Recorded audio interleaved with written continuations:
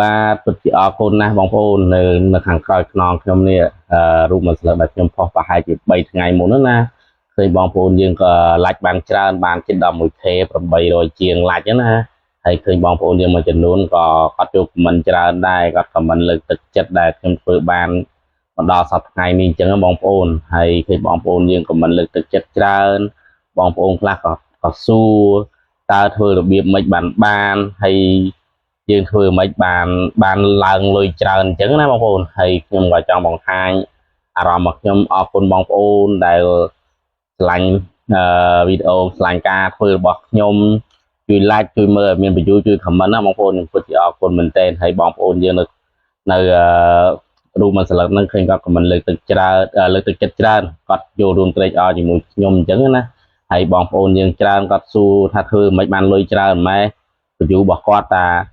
1.2M ទេបានលុយដល់1រៀលផងអ្នកខ្លះ1.5M ដែរបានជិត1រៀលអញ្ចឹងទៅហើយគាត់ថាឲ្យខ្ញុំមកធ្វើបានច្រើនម្លេះគាត់សុំក្បាច់អញ្ចឹងណាហើយក្បាច់ខ្ញុំក៏អត់មានដែរបងប្អូននិយាយរួមនេះជាការប្រឹងប្រែងរបស់ខ្ញុំខំធ្វើអញ្ចឹងណាហើយមានបងប្អូនគាត់ចង់ចេះចង់រៀនអញ្ចឹងណាហើយគាត់សួរថាធ្វើមិនបានយើងដល់ចំណុចហ្នឹងហើយខ្ញុំក៏មាន page មួយទៀតដែរដែល page មួយហ្នឹងខ្ញុំធ្វើជា page បង្រៀនសម្រាប់អ្នកដែលដៃថ្មីគាត់មិនចេះណាហើយ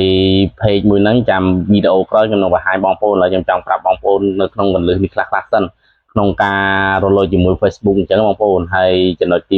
1យើងត្រូវមាន Facebook សិនមាន Facebook ហើយយើងត្រូវបង្កើត page បងប្អូនបង្កើត page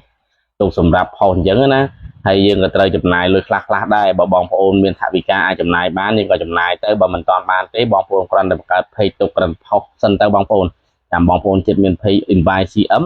ចាំបងប្អូនប្រើរៀបចំបង្កើត admin បរទេសចេញ VPN ហើយបងប្អូនត្រូវតែបង្កើត bank ដោយខ្លួនឯងសម្រាប់ទទួលលុយពី Facebook ដល់ពេល Facebook វា page លុយមកយើងត្រូវតែយកលុយពីណាពី Facebook នេះជាការបង្ហាញរបស់ខ្ញុំអញ្ចឹងណាសម្រាប់បងប្អូនគាត់សួរច្រើនអញ្ចឹងហើយតើគាត់សួរខ្ញុំថាតើខ្ញុំកាន់ page ខ្លួនឯងឬក៏គេកាន់ឲ្យហើយខ្ញុំក៏បានបកស្រាយនៅក្នុង comment នេះដែរថា page របស់ខ្ញុំកាន់ខ្លួនឯងផ្ទាល់និយាយរួមខ្ញុំកាន់ខ្លួនឯងទាំងអស់មានអ្នកណាកាន់ឲ្យខ្ញុំទេទាំង page ទាំងអ្នកផុសវីដេអូក៏ខ្ញុំ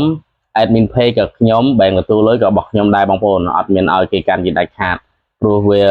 ជាហានិភ័យបើយើងឲ្យគេកាន់ឲ្យទៅគេអាចហានិភ័យសម្រាប់ខ្លួនឯងអញ្ចឹងណាហើយវីដេអូរបស់ខ្ញុំក៏មកដល់ទីបញ្ចប់ដែរអរគុណបងប្អូនដែលឆ្លាញ់រាប់អានជួបគ្នានៅវីដេអូក្រោយ